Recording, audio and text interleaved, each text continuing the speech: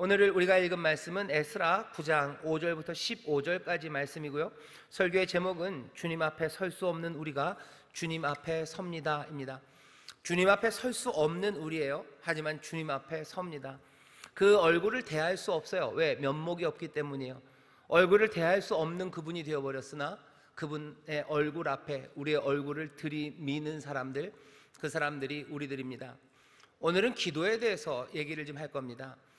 몇 주간 하나님의 말씀을 나누면서 이 어려운 시절에 우리가 해야 될 것이 탄식하며 기도하고, 또 그렇게 탄식하며 기도하며 하나님 앞에 가까이 나오는 우리들과 함께 하나님께서 모든 것들을 합력하여 선을 이루신다고, 그러니 기도하며 또 하나님과 함께 뭔가를 움직이기 시작하자고 말씀을 드렸었습니다. 오늘은 그 탄식하는 기도에 관하여 좀 더 이야기를 나누려고 합니다.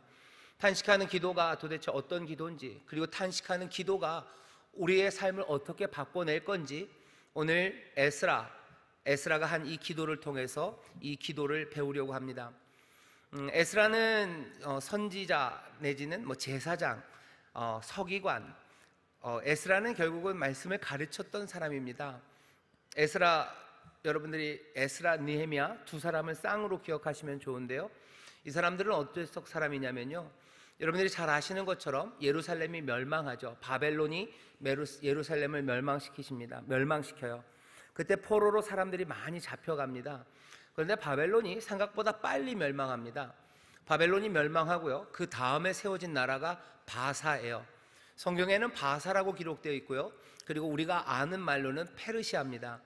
페르시아, 지금의 이란쯤이 되는데요, 이란 이라크 할 때 그 이란입니다. 바사, 페르시아가 바벨론 뒤를 이어서 제국을 만들었어요. 바벨론은 점령한 나라에 있는 백성들을 몽땅 다 끌고 가고요, 그리고 세계 곳곳에 흩어나 버렸습니다. 근데 바사는 그렇게 안 해요. 반대입니다. 흩어졌던 사람들을 자기 고향으로 돌려보내줘요. 너무너무 착해서가 아니고요, 그 땅으로 돌려보내요. 그 대신 바사에 충성하게 하고 바사에게 세금을 바치게 해요. 바사는 그게 훨씬 더 지혜롭게 통치하는 방식이라고 생각합니다. 그래서 사람들을 돌려보내는데, 그 돌려보내는 사람 중에 한 무리가 유대인들이에요. 예루살렘에서 끌려온 유대인들도 다시 예루살렘으로 돌려보냅니다. 그게 바사왕 고레스가 내린 칙령입니다. 그때 돌아온 사람들 중에 에스라 그리고 느헤미야가 있습니다.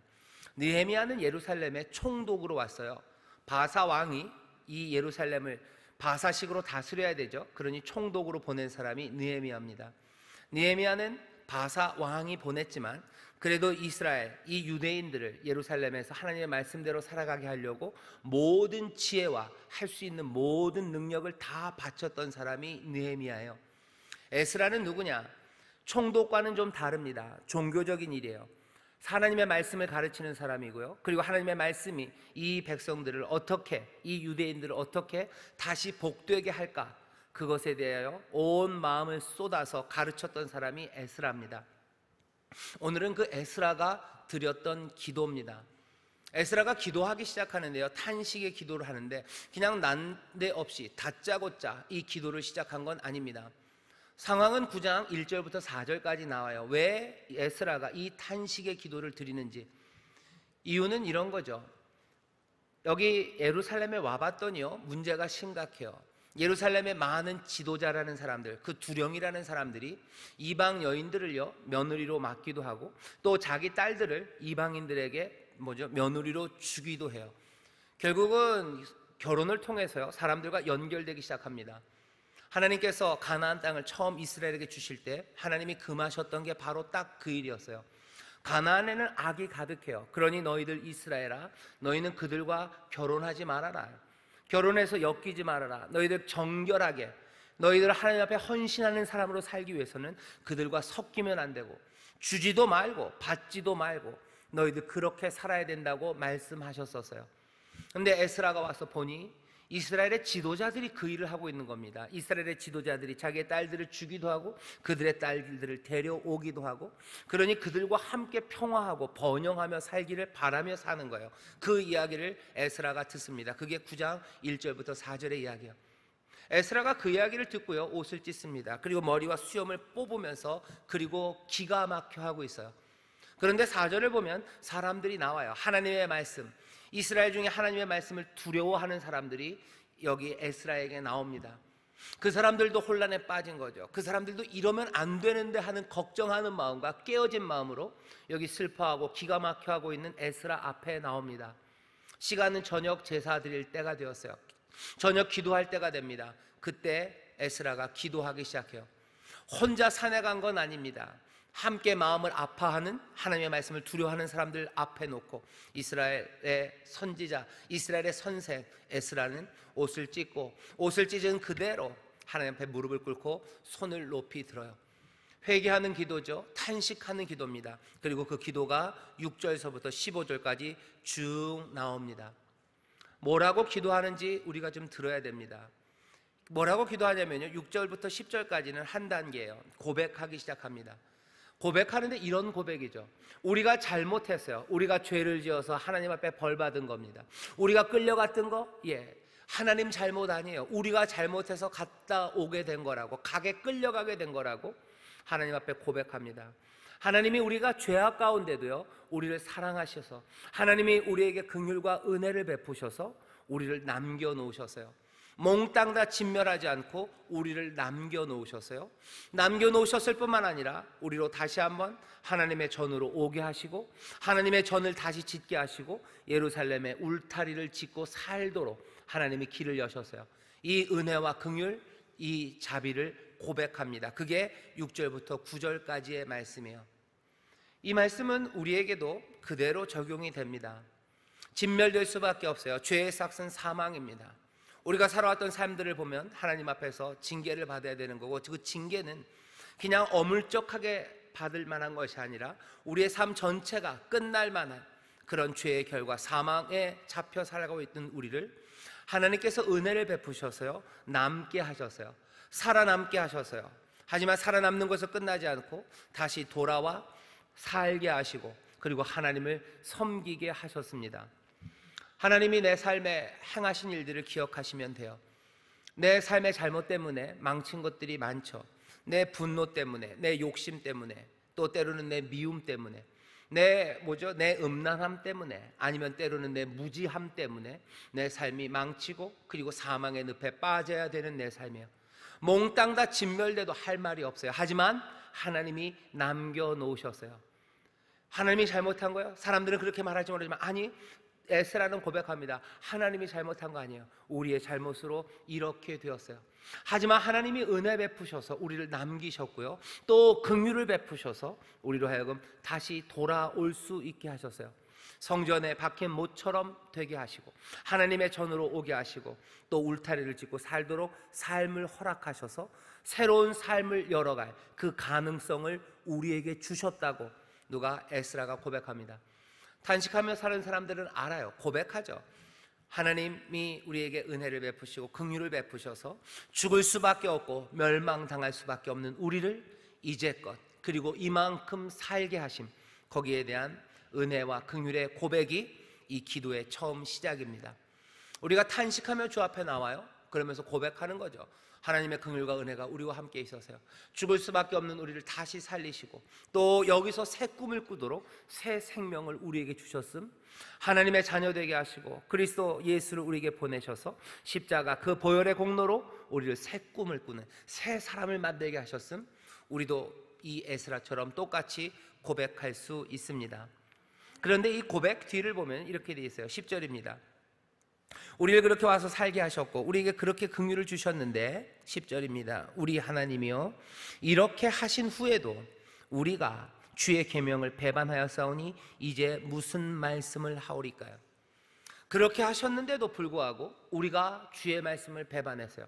이스라엘 역사로 보죠. 이 사람들이 끌려갔습니다. 죄악으로 끌려갔어요. 하지만 하나님의 은혜와 긍휼을 베푸셔서 남기셨을 뿐만 아니라 돌아오게 하셨어요. 하지만 돌아와서 보니, 에스라가 보니 뭐예요? 돌아와서 이 사람들이 하는 일들을 보니 뭐 하는 거예요? 여기 남아있는 이방의 여인들과, 이방의 여인들을 며느리로 데려오고요, 또 자기의 딸들을 이방의 며느리로 내어줘요. 취하고 내어주는 일들을. 그래서 구별되고 정결하게 거룩하게 살아가는 것이 아니라 세상과 주고받고 하는 삶을 하나님께서 다시 예루살렘으로 돌아오게 하시고 성소에서 예배하게 하신 이후에도, 그 이후에도 이제도 그 이야기를, 이제도 그 계명을 배반하는 일, 그 일을 하고 있으니 이제 무슨 말을 하겠습니까? 라고 얘기하는 거예요. 13절, 11절, 12절은 그 이야기를 설명합니다. 제가 읽겠습니다. 11절입니다. 전에 주께서 주의 종 선지자들로 명하여 이르시되 너희가 가서 얻으려 하는 땅은 더러운 땅이니 이는 이방 백성들이 더럽고 가증한 일을 행하여 이 가에서 저 가까지 그 더러움으로 채웠음이라. 그런즉 너희 여자들을 저희 아들들에게 주지 말고 저희 딸들을 너희 아들을 위하여 데려오지 말며 그들을 위하여 평강과 형통을 영영히 구하지 말라. 그리하면 너희가 왕성하여 그 땅의 아름다운 것을 먹으며 그 땅을 자손에게 유전하여 영원한 기업을 삼게 되리라 하셨나이다. 우리 조상들에게 그 얘기, 똑같은 얘기 하셨다는 거죠. 가면 그들과 연혼하지 말아라. 너희들 그들과 구별하며 살아야 된다. 왜? 그 땅은 가증한 땅이다. 그렇게 살면 안 된다고 하셨는데, 그렇게 연혼하지 않으면 너희가 형통할 거라고 하셨는데 우리의 조상들이 그 말을 어겼죠. 그러니 멸망받고 진멸되는 그 아픔을 당했어요. 그런데 어떻게 해요? 그 일이 지나고 다시 살게 하셨는데 우리도 또 우리 조상들처럼 그 땅, 가증한 그 땅에 있는 사람들과 연혼하고 그들과 주고 그들과 받으며 우리가 살아가고 있다고. 13절입니다. 우리의 악한 행실과 큰 죄로 인하여 이 모든 일을 당하였사오나 우리 하나님이 우리 죄악보다 형벌을 경하게 하시고 이만큼 백성을 남겨주셨사오니 우리가 어찌 다시 주의 계명을 거역하고 이 가증한 일을 행하는 족속들과 연혼하오리까. 연혼하면 안 되는 거 아닙니까요? 그런데 현실은 뭐예요? 연혼하고 있습니다. 그들과 주고받으면 안 됩니다. 그런데 현실은 뭡니까? 주고받고 있습니다. 이러면 안 되는 거 아닙니까? 그런데 그러고 있어요. 만약에 우리가 연혼한다면 주께서 어찌 진노하사 우리를 멸하시고 남아 피할 자가 없도록 하시지 아니하시리까? 우리가 그렇게 한다면 하나님이 우리를 벌주시고 우리를 진멸하시는 거 아니겠습니까?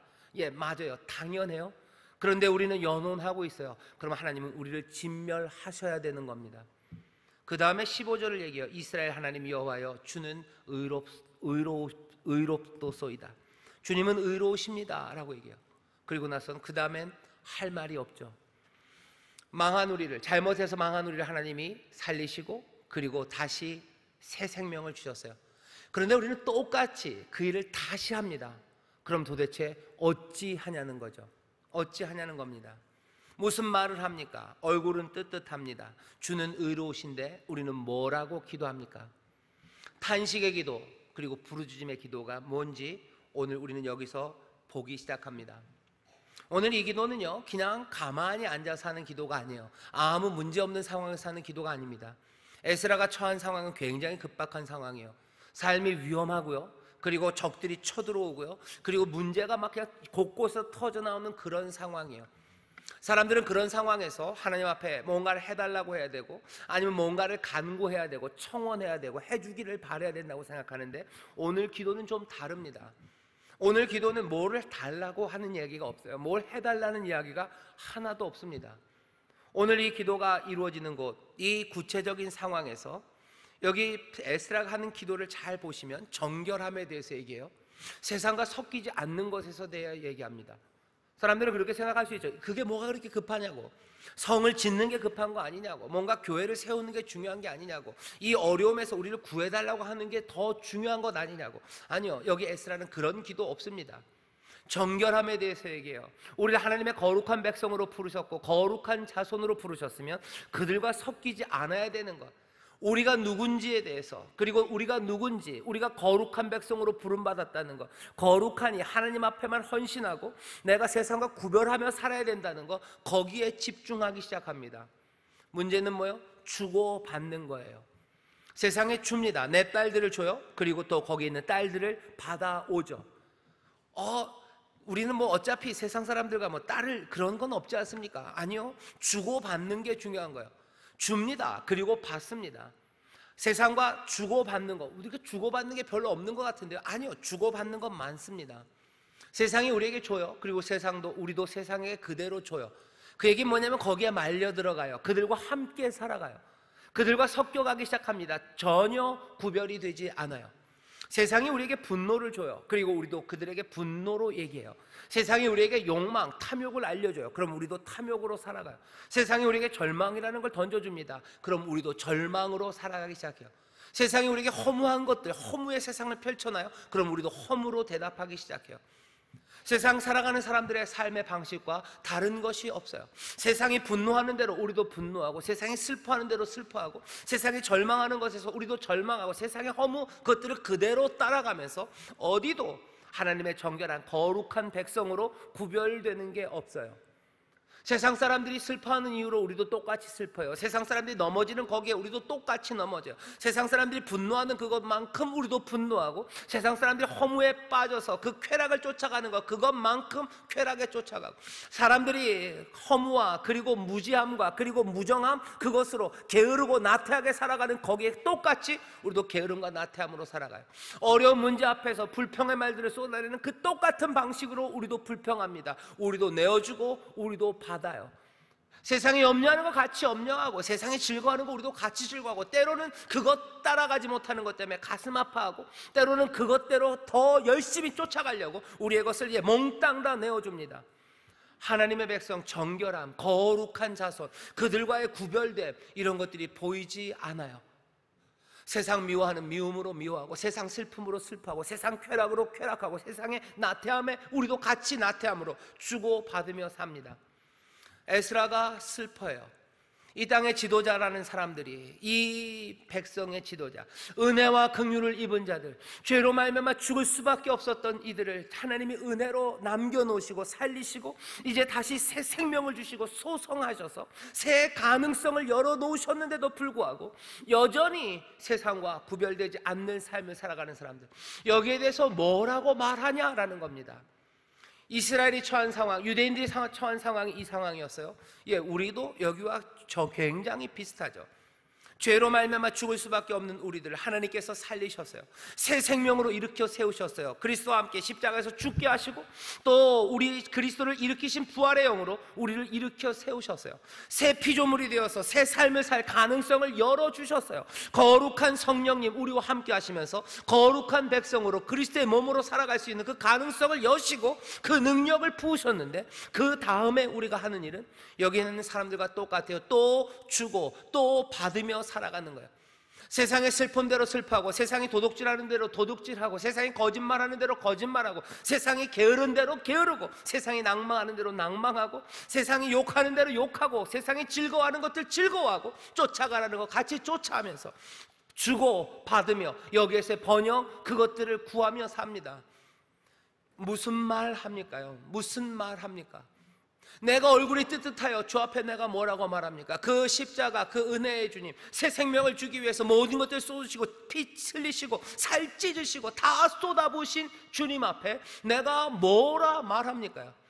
내가 무슨 말을 합니까? 내가 무슨 말을 합니까? 10절에 내가 무슨 말을 합니까? 이제 무슨 말을 하오리까요? 이제 무슨 말을 하오리까? 탄식과 부르짖음의 기도는 그런 기도입니다. 이 땅에서 탄식할 일이 많아요. 부르짖을 일이 많아요. 탄식과 부르짖음, 그 얘기는 다른 거 아닙니다. 로마서에 있는 말 그대로요. 마땅히 빌 바를 알지 못해요. 할 말이 없어요. 마땅히 빌 바를 알지 못하는 탄식으로 그 앞에 서는 겁니다. 말이 그냥 막히는 거죠. 하나님, 우리가 죄에 있는 우리를 은혜와 긍휼로 살리셔서 남기시고 새 생명을 주셔서 우리를 그곳에 두셨는데, 또 그 죄예요. 또 섞이는 그 일로 살아가는 우리들, 이 우리들 그 의로운 하나님 앞에서 뭐라고 말합니까? 할 말이 없어요. 입이 닫혀지는 시간이요, 마땅히 빌 바를 알지 못해요. 숨만 헉헉거리는 시간입니다. 탄식입니다. 한숨의 시간이요, 얼굴이 뜨뜻한 시간이에요. 몸둘 바를 모르는 시간이요. 자, 탄식의 기도, 그 기도는 어떻게 진행돼야 됩니까? 15절입니다. 이 상황에서 에스라는 이렇게 기도해요. 이스라엘 하나님 여호와여, 주는 의롭도소이다. 우리가 남아 피한 것이, 우리가 이렇게 남은 것 하나님의 은혜죠. 하나님의 긍휼이죠. 남아 피한 것이 오늘날과 값싸옵거늘. 은혜는 우리 가운데 이렇게 임하셨는데, 은혜는 이렇게 변함없이 우리를 살리셨는데, 심지어는 그 은혜가 우리 가운데 어떻게 증명되었는지 우리가 아는데, 자기를 몽땅 비우시고 찢으시고 피 흘리시고 다 쏟아부으신 은혜, 그 은혜가 우리를 살게 하신 것, 그래서 우리가 여기 남아 이 새 생명을 받은 것 우리가 아는데, 그 다음입니다. 도리어 주께 범죄하여 싸우니 이로 인하여 주 앞에 한 사람도 감히 서지 못하겠나이다. 제일 마지막에 있는 문장입니다. 도리어 주께 범죄하여 싸우니 이로 인하여 주 앞에 한 사람도 감히 서지 못하겠나이다. 사실은 감히 서지 못한다고 에스라가 얘기하면서요, 지금 여호와 앞에 손을 들고 서 있는 거죠. 여기서부터 사실은 역설입니다. 제 생각에는 개역 한글 그리고 개역 개정도 마찬가지인데요, 이 성경을 번역하시는 분들이 그냥 이렇게 번역하는 게 더 좋을 것 같아서 문제는 좀 있습니다. 그냥 주께 범죄하여 싸우니 주 앞에 설 사람이 없다고 이렇게 쭉 연결되게 번역을 하셨어요. 근데 여러분들이 개역이나 개역 개정 말고요, 소위 말하는 영어로 된 성경 아니면 히브리어로 된 성경을 보면 이걸 뒤집어서 해석합니다. 뒤집어서 번역해요. 어떻게 번역하면 이런 거죠. 우리가 주님 앞에 죄로 인하여 설 수 없사오나, 누구도 죄로 인하여 하나님 앞에 설 수 없사오나 우리는 여기 죄 가운데라도 서 있습니다 라는 거예요. 여기 주님 앞에 우리는 서 있어요. 원래는 아무도 설 수 없습니다. 하지만 우리는 죄 가운데 주님 앞에 서 있습니다요. 우리 여기 서 있습니다 라고 말하는 거예요. 할 말은 없어요. 그러니 뭐라고밖에 말할 수 없어요. 그냥 우리 여기 있습니다 라고 말하며 그 앞에 서 있는 겁니다. 마지막 문장을 그렇게 이해해 주셔요. 한 사람도 주님 앞에 서지 못할 겁니다. 하지만 여기 우리가 있습니다요. 원래대로 하면 설 수 없어요. 얼굴이 뜨뜻해서 설 수 없어요. 하지만 여기 서 있어요. 죄 가운데, 그냥 죄가 아니에요. 은혜로 살아남은 자예요. 은혜로 살아남은 자가 또 죄 가운데 있으니 어떡합니까? 설 수 없어요. 주님 앞에 설 수 없는 우리입니다. 은혜를 체험하고 긍휼을 받아 새롭게 살게 된 우리, 하지만 또 죄 가운데, 또 세상과 주고받으며 살았던 우리, 이제 어떡합니까? 탄식의 기도는 뭐라고 얘기하는 거야? 그럼에도 우리는 주님 앞에 여기 선다고 고백하는 거야. 왜? 이 말밖에 남은 말이 없기 때문입니다. 이 말 말고 남은 말이 없어요. 간구할 것도 없어요. 뭐라고 말합니까? 면목이 있어야지 뭘 어떻게 해달라고 하죠. 여러분들 그런 적 많으셔요. 몇 번의 배신을 하고서 배신을 하고 그 앞에 또 섭니다. 뭐라고 말합니까? 할 말 없습니다. 사실은 배신을 그렇게 했으면요, 그 앞에 설 수 없습니다. 그냥 가버리죠. 간구는 없어요. 구할 바도 없어요. 새로운 가능성을 우리에게 주셨는데 그 모든 것들을 다 망쳐버렸어요. 그러니 어떡합니까? 사람들은 그냥 가는 사람들이 있습니다. 주 앞에 설 수 없으니 그냥 갑니다. 우리가 알고 있는 제일 유명한 사람은 두 사람이에요. 하나는 사울 왕입니다. 사울이 하나님 앞에 은혜를 입어서 이스라엘의 왕이 되었어요.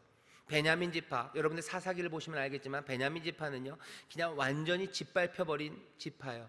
거기에서 왕을 세우셨어요. 하나님의 은혜입니다. 하나님의 은혜로 왕이 된 사울이에요. 하나님의 도우심으로 승승장구한 사울이에요. 하지만 하나님의 명령을 어기죠. 그러니 하나님의 명령을 어긴 사울에게 사무엘이 야단을 쳐요. 너 그러면 안 된다고. 어떻게 해야 됩니까? 은혜를 받았는데도 배신했어요. 세상 방식대로 세상에 폼 잡는 거 그거 해보겠다고 하나님의 명령을 어겼어요. 그러니 어떡합니까? 이 사람은 주님 앞에 설 수 없어요. 그래도 주님 앞에 나왔어야만 됩니다. 하지만 사울은 어떻게 해요? 차마 면목이 없어서 돌아섭니다. 내가 하나님 앞에 어떻게 갑니까? 그냥 안부나 전해달라고, 나 갔다고 얘기하라고, 백성들에게 얘기하라고, 그냥 별일이 없었다고 그냥 덮어놓으시라고, 내가 이제 하나님 앞에 나아갈 수 없다고 얘기해요. 그 다음 사람은 유다죠. 가룟 유다입니다. 예수님을 팔아먹었어요. 어떻게 예수님 앞에 갑니까?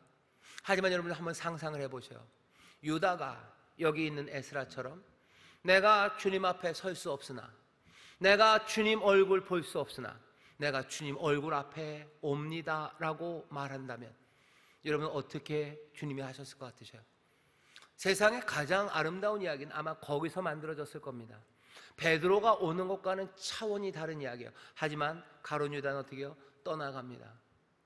주님 앞에 설 수 없으니 설 수 없다 생각하고 가는 거예요. 하지만 에스라는 아닙니다.